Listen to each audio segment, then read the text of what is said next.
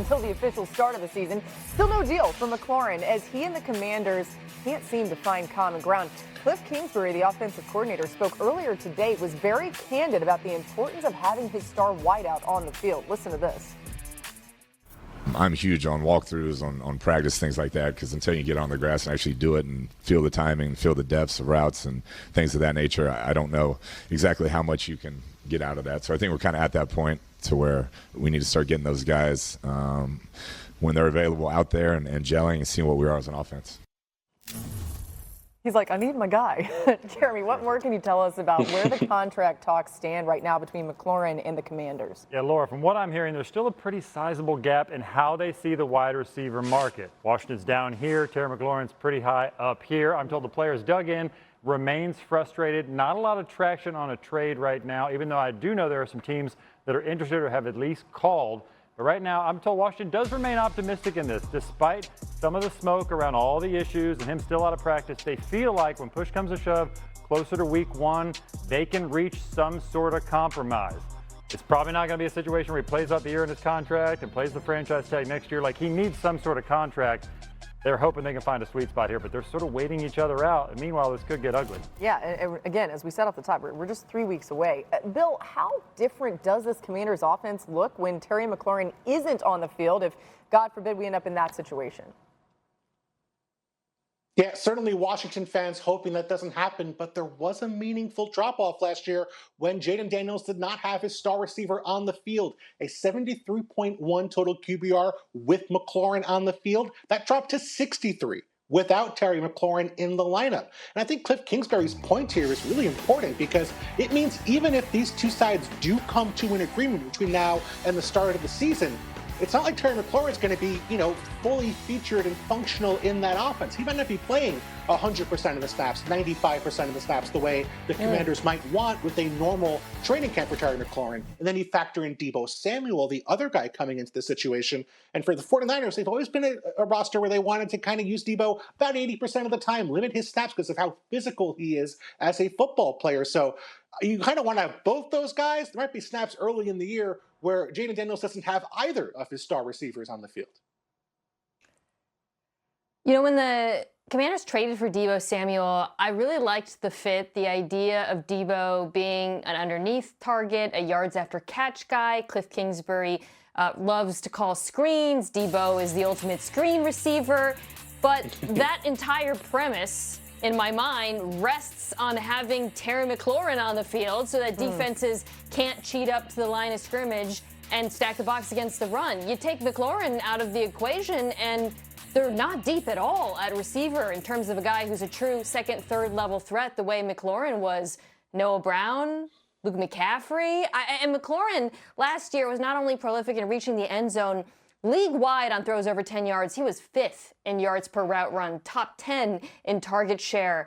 I understand that this is more about finances, and what he's asking for and his age, but I truly do not believe this Commanders offense can get anywhere close to its ceiling without him. Yeah, Jaden Daniels has continued to say that he's had conversations with McLaurin, but he doesn't really mess with the business side of things, but has also been adamant that they need him on the field. I think everybody agrees when you're talking about the future of this team, or at least next season. All right, let's go to L.A. next, where Justin Herbert will make his first preseason start of his career. Okay, yeah, you heard that right first.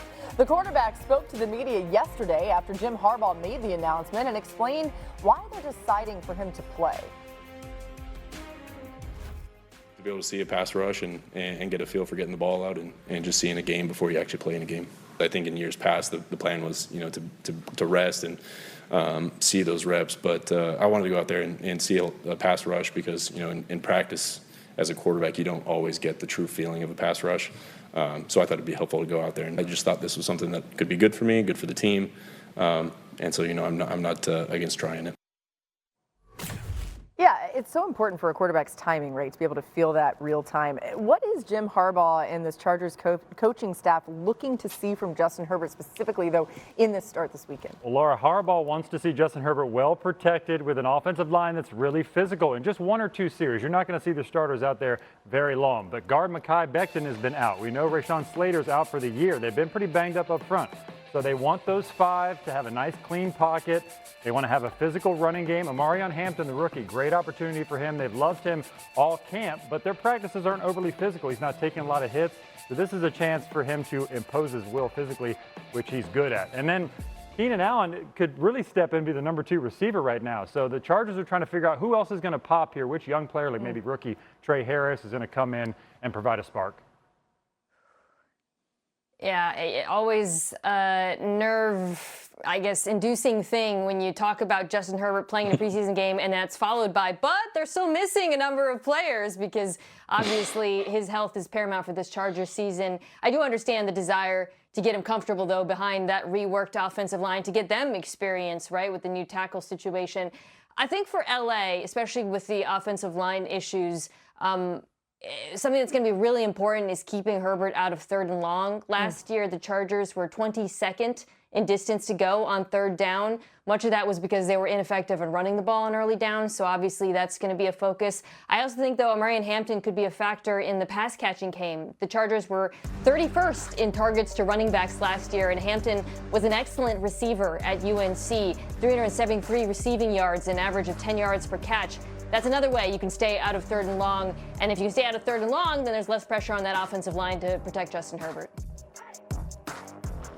Yeah, Mina mentioned the running game, and you want to see that not only in the preseason, but stretching into the regular season as well. And it doesn't have to be home runs from McLaurin Hampton, but you want to see consistency, and you want to see the chains moving forward. They were 30th in success rate last year, which measures how often the offense stays on track, keeps on track for first downs, and avoids those 3rd and longs Mina was mentioning. They weren't always great in short yardage last season as well. But on that 1st and 10, I know it doesn't seem like a big difference to get 2, 3, 4 yards, but keeping on track, avoiding those obvious pass rushing situations, it's such a benefit for your offense. It keeps you in such advantageous situations, keeps the defensive ends guessing about what they can do, opens up the playbook for Greg Roman, who doesn't, frankly, have the most expansive 3rd down passing playbook. So if they can run the ball more efficiently, it's going to make everyone's life easier. Every time Bill is on the show, he presents a stat that I have not heard of before, and we are a very stat-heavy show. I love that one, Bill. Here's another one. This is my stat, okay? The Chargers have had a 100-yard rusher just 3 times over the last 2 seasons. You see how imperative it is to get that run game going to help out Justin Herbert. All right, let's get to some top stories from around the league, starting with Chargers coach Jim Harbaugh. Some news coming down today from the NCAA. Jeremy, what more can you tell us? Yeah, the Michigan Wolverines were hit, Laura, by the NCAA for a lack of compliance dating back to the Connor Stallion situation a few years ago. And here's how it affects the now Chargers coach Jim Harbaugh. He's got a 10-year show cause in college football. So if he were to return to the college game, the team would have to prove that they shouldn't face heavy sanctions if he's there. So with him and his age being at the Chargers, he seems very happy here. Probably not going to leave for college anytime soon. Now you got Micah Parsons, Cowboys contract situation. So I've heard the latest is there have been no substantive contract talks of late. Dallas is really just hanging on the offer they made him back in April to see what happens. So right now, Parsons, his trade request still stands, and this is a true standoff with no real signs of progress. I do know the Cowboys have 0 plans to trade Micah Parsons right now, so something has to give here.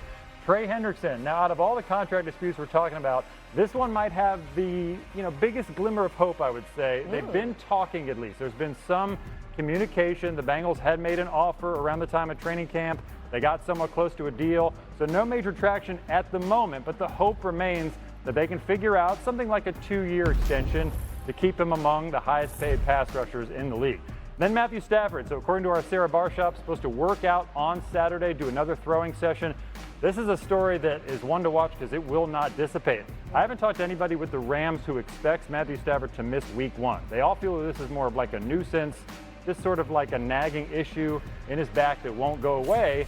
But they've tried a few different things now and it just won't dissipate. So they're trying to get him on the practice field. They're not there yet. If he's not on the field in late August, it's time to worry. But right now, nobody there is worried. Yeah, when it initially started being reported, we were all like, he's fine, older guy back. It is getting a little more dicey. We'll keep an eye on it either way. Saturday, of course, when that workout happens.